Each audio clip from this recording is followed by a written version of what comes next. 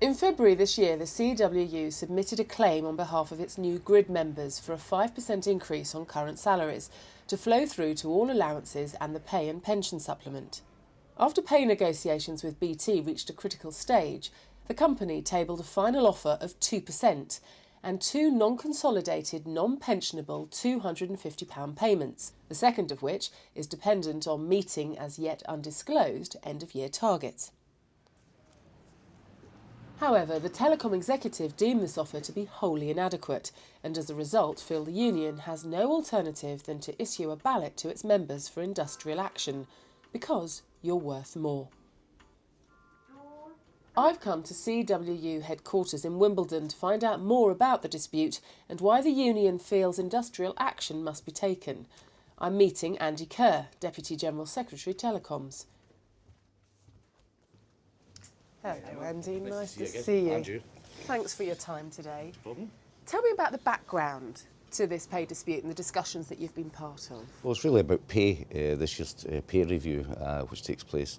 And it's against the background last year of our people been having an unconsolidated pay rise. And obviously we're looking for a consolidated pensionable pay rise this year, and BT have been actually pretty stuck in that. We've had many meetings now over the last few months. BT have now gave us what they've called the final offer, and it just doesn't meet our requirements at all. And you've been talking to BT, as you say, for the past 7-8 weeks. You've had all of these meetings with them.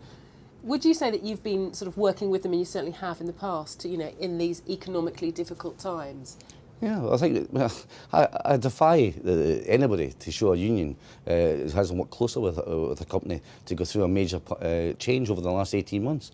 No other union has worked with any company in Britain to do this, and we're proud of that, working with the company, because obviously the company being successful means security for our members, and that's what we want.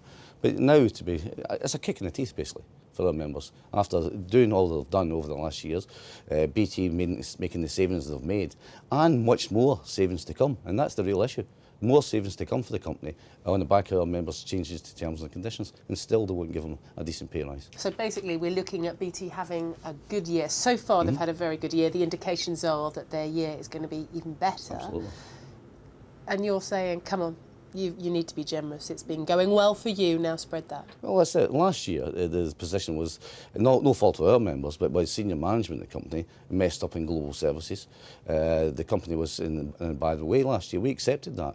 Inflation was minus last year, and we accepted that issue. So therefore, we didn't, go for a percentage pay rise at that point. But this year's different. Inflation's now up, the company is growing, revenues are coming in. The company looks as though it's going to be forecast to make when the free cash flow is going to be 1.7 billion. We're looking for 65 million of that. I don't think it's too much to ask. Now, BT do think it's too much to ask. Obviously. What have they offered you? What have they offered the members? Well, they've offered us this is the issue, it started off with 2% non-consolidated, non-pensional, and I keep going back to that, it's really important. We've now, after months of discussion with them, got them to 2% pay rise, plus a bonus of £250 in December, and possibly a bonus of equally £250 to be paid sometime next year, possibly April, possibly May, based on a target that nobody knows.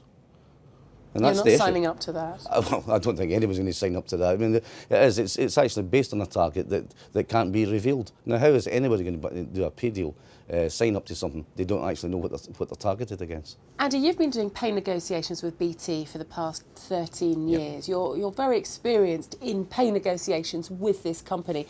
How does this set of meetings that you've had measure against all the experience of the last few years? Is it different?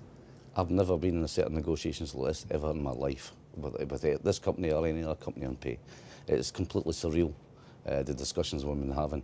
Every argument they've put up to us, we've argued against. We've defeated their arguments, and certainly in our opinion we've defeated their arguments, but still they won't move. There's a total intransigence to the company on this issue. Why do you think that is? Well, I don't think we really know the answer to that, but it's coming from the very senior executives in the company, and I think it's I really think it's the main board of the company who's driving this line. This is a position where we're beginning to think as a union they'll want to take us on. and defeat us as a union. Well, I'm sorry, that's not going to happen, and we're quite clear about that. Our members are loyal to this company, have put their lives into it, some people 30, 40 years into it. They deserve a pay rise this year. We think we've got all the arguments, and we are absolutely clear that our members will support us in this action. So the next stage, and the National Executive has decided to reject the offer. You've written to your members explaining why. Yep. What's the next step? Well, next step, we're in the process at the moment. They're running some branch meetings and meetings around the country.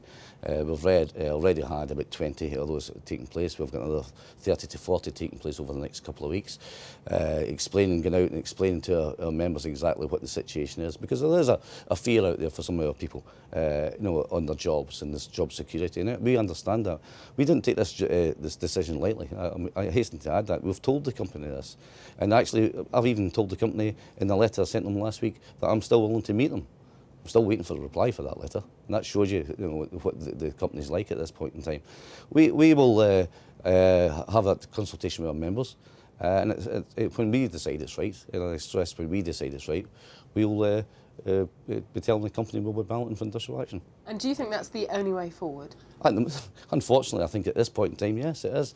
I say we have never been in this position before with this company, and we don't understand why it is. And that's why we're clear it must be coming from the very top of the company. This isn't the directors of some of the lines of the business. This is from the main board. And if the companies want to take us on, well, I'm sorry, we'll have to fight. We don't have any option but to do that.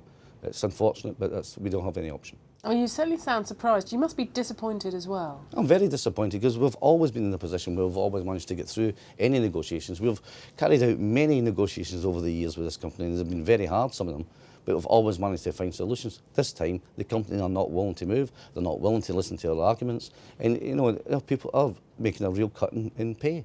The inflation is where it is. It's 4.4% now. We were looking at the background of 3.7. Had he done a deal with us last month, we might have been in a different position. Inflation has now went up to 4.4.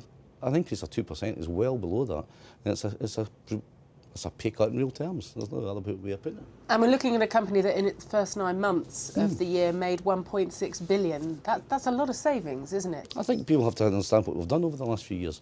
We did a deal on pensions that saved this company £1.5 billion over a period of time.